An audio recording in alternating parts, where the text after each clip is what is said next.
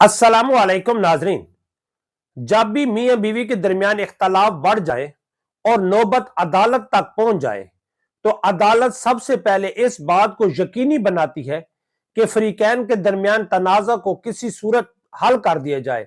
फरीकैन के तनाज़ा को अदालत हल करने के लिए मुसालियत करवाती है, यानी कि जब भी फरीकैन अदालत में अपना दावा दायर करते हैं तो पहला मौका दोनों फरीकैन को जवाब दावा के बाद मुसालियत के लिए दिया जाता है। उस मुसालियत में अदालत मुआवन के तौर पर, यानी कि अदालत सालसी में सहूलतकार के तौर पर अपना किरदार अदा करती है और अदालत की सबसे पहली तरजीह यह होती है कि दोनों फरीकैन के दरमियान कशीदगी को खत्म करके दोनों फरीकैन को आपस में जिंदगी गुजारने का मौका फराहम किया जाए।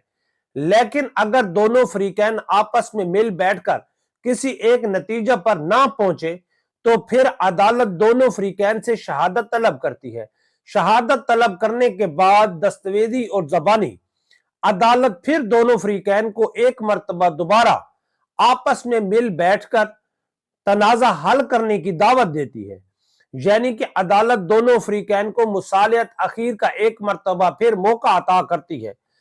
अगर फिर भी दोनों फरीकैन आपस में मिल बैठकर किसी मामले को किसी हद तक हल ना कर सके तो फिर अदालत हालात व वाक़यात के पेश नजर अपना फैसला सादे कर देती है। मुसालियत के अंदर वकील का किरदार सिर्फ इतना ही होता है कि वो दोनों फरीकैन की रजामंदी के मुताबिक एक दस्तावेज तैयार करके अदालत में जमा करवा दे,